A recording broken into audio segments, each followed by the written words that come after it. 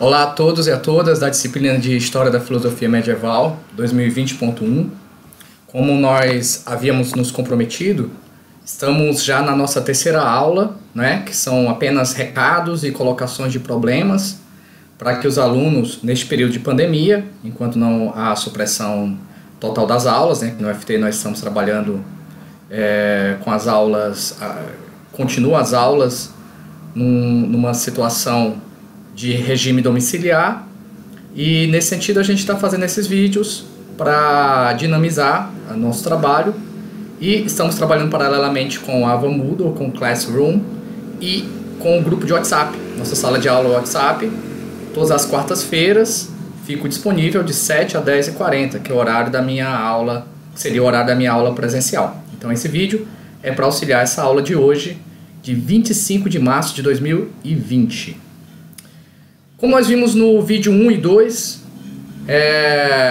a história da filosofia medieval é uma questão em aberta, que a gente assume aqui o pressuposto de que, de fato, há o objeto da história da filosofia medieval. De fato, há filosofia na Idade Média, e a filosofia não é apenas, na Idade Média, uma simples serva da teologia, embora a maior parte dos autores assim o façam, né? Há filosofia na Idade Média. E, nesse sentido, as duas primeiras aulas a gente colocou essa questão e começamos, a partir de alguns slides que nós colocamos, né, refletindo sobre o que seria essa história da filosofia medieval. Nessa passagem que nós colocamos do Gilson, do Etienne Gilson, História da Filosofia na Idade Média, a gente tira a ideia basilar da nossa análise. Existe uma filosofia na Idade Média, mas essa filosofia na Idade Média, que justifica uma disciplina como essa, de História da Filosofia Medieval, tem que ser entendida no sentido de uma abstração, né? A Idade Média ela é dominada, sobretudo, do ponto de vista epistemológico, né? Do ponto de vista das preocupações, pelo discurso teológico. Então, os autores eles são teólogos. As discussões elas giram em torno daquele ambiente que é eivado de crenças religiosas, na política, na arte, em todas as áreas do saber. Então, nesse sentido, a gente faz uma história da filosofia medieval num processo de abstração, em meio a discussões que entram dogmas, crenças em geral. A gente encontra momentos e situações em que a filosofia aparece. Nos vídeos passados eu dei o exemplo de Santo Agostinho, que, por exemplo, lá no livro Confissões, em que ele faz um grande louvor, uma oração, que ele parte da sua própria história pessoal, em alguns momentos, por exemplo, no livro 11, ele reflete sobre o tempo. E essa reflexão é conhecida e aceita na história, no mundo acadêmico, como, por exemplo, uma reflexão filosófica.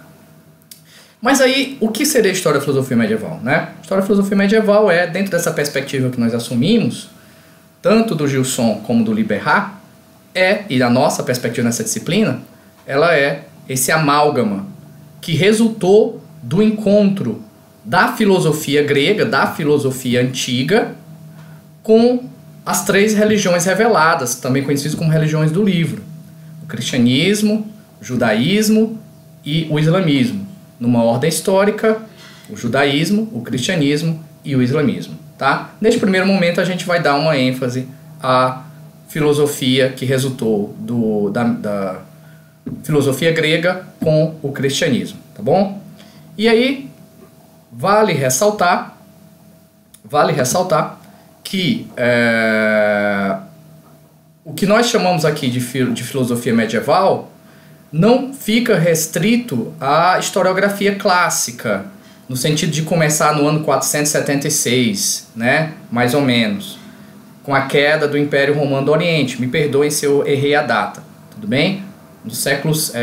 enfim, não se restringe a isso. Ela está ligada exatamente ao período em que houve essa fusão e surgiu um tipo de discurso que vai predominar até o final da Idade Média, do que a historiografia chama da Idade Média. Nesse sentido, a gente tem que dizer que ela já aparece, por exemplo, já no final do primeiro século, a gente já tem essas interferências. A gente já tem essa interferência no século II, com os chamados apologetas, né, que são pessoas cultas do mundo grego que se convertem. E vamos ter depois os discursos filosóficos mais elaborados na patrística, sobretudo com Santo Agostinho, e depois na escolástica com Tomás de Aquino. Mas vamos entrar então para o que seria essa mensagem cristã, para nós entendermos depois como é que a filosofia vai entrar nesse sentido e vai influenciar um novo discurso, né, que é o discurso da filosofia medieval. Então tem algumas coisas que eu queria conversar com vocês. Primeiro, que o registro dessa mensagem cristã, hoje em dia a gente tem no que é chamado de Bíblia, né, as Escrituras. Alguns conceitos fundamentais é o conceito de testamento, que aparece em vários lugares. O Deus da Bíblia é um Deus que faz um pacto com um povo, e esse pacto tem várias formulações.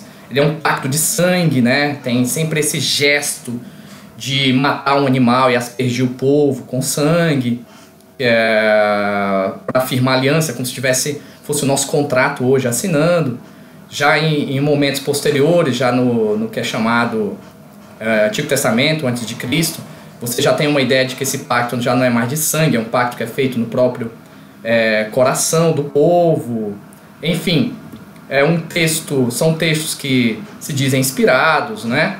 E aqui eu gosto muito de pensar essa ideia de inspiração a partir do Spinoza, que é um filósofo moderno, que escreveu o Tratado Teológico Político, que diz que aquilo que se pode dizer que é inspirado, né, aquilo que o Novo Testamento, que as Escrituras, o que os cristãos chamam de inspiração, daquilo que vem do Espírito Santo, do Espírito do Alto, na verdade é tudo aquilo que leva ao amor ao próximo, né?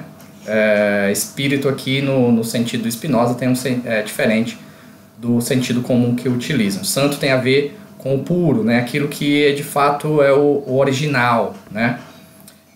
Lembrando aquela passagem lá de Paulo, né? Que a letra mata, o espírito vivifica. Tem a ver com a interpretação que leva as pessoas a se amarem, a uma boa sociabilidade. E outra, enfim, são essas ideias fundamentais, né? Está nas Escrituras, de um povo que recebeu uma missão específica, e a ideia de inspiração. Esses textos são lidos, embora tenha relatos parece mágicos, né? Um jumento que fala, uma cobra que fala, um carro de fogo que viaja para o céu, um anjo que aparece, tudo isso é tido como um texto inspirado. Então, não é a mesma coisa. Estou brincando agora aqui um pouco, tá? As pessoas que tiverem fé, que estiverem me escutando, não vejam isso como um insulto, né? Mas é só para dizer que há uma diferença para aqueles que têm fé em ver, por exemplo, um jumento que fala lá em Números, né? O jumento lá do Balaão, que profetiza. E o jumento lá que a gente vai ver no cinema, lá do Shrek, né? São literaturas vistas diferentes. Você vê com a intencionalidade de divertir, e a outra você acredita que de fato tem uma mensagem profunda, né? Sei lá, dos admiradores de algumas figuras, como me perdoem, eu vou falar, como não sei, não vou citar um nome específico, né? Mas se justifica muitas vezes para pessoas grosseiras que estão à frente de uma determinada situação, e se diz que essas pessoas podem ser usadas por Deus, né? Algumas pessoas acham que o Bolsonaro, mesmo sendo grosseiro daquele jeito, pode ser usado por Deus, assim como o jumento de Balaão também foi usado. Enfim, isso são algumas informações da questão das Escrituras, que eu acho interessante colocar, porque o que vai ser toda essa aventura da história da filosofia medieval, se não o resultado dessa mensagem que está lá nas Escrituras, registrada lá, mas que não está só lá, né? Com a filosofia grega.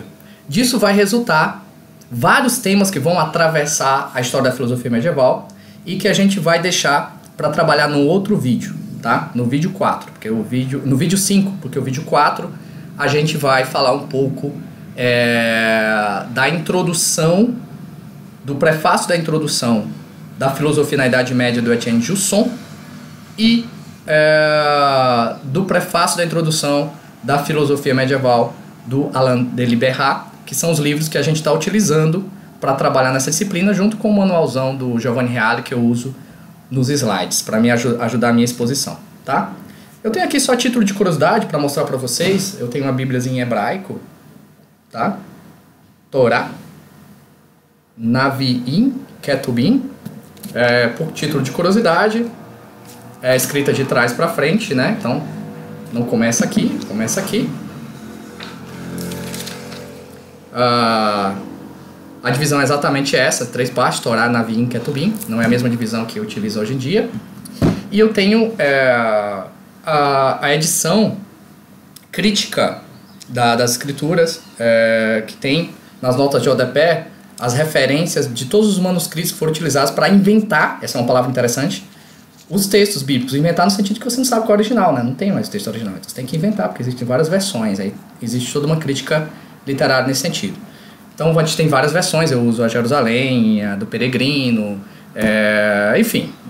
Não tenho a do João Ferreira de Almeida, é uma pena, não investi ainda dinheiro nisso. Mas tenho a TEB, que é uma tradução ecumênica, feita por judeus, cristãos e protestantes, é a que eu prefiro, inclusive. Tá bom? Então essa é uma aula só para esquentar um pouco os motores e colocar vocês dentro dessa perspectiva. Existe uma mensagem cristã, existe uma perspectiva de uma filosofia grega que se encontra. O que é o resultado disso? Esse é o nosso próximo vídeo. Até mais. Vamos desligar isso aqui, estou aprendendo.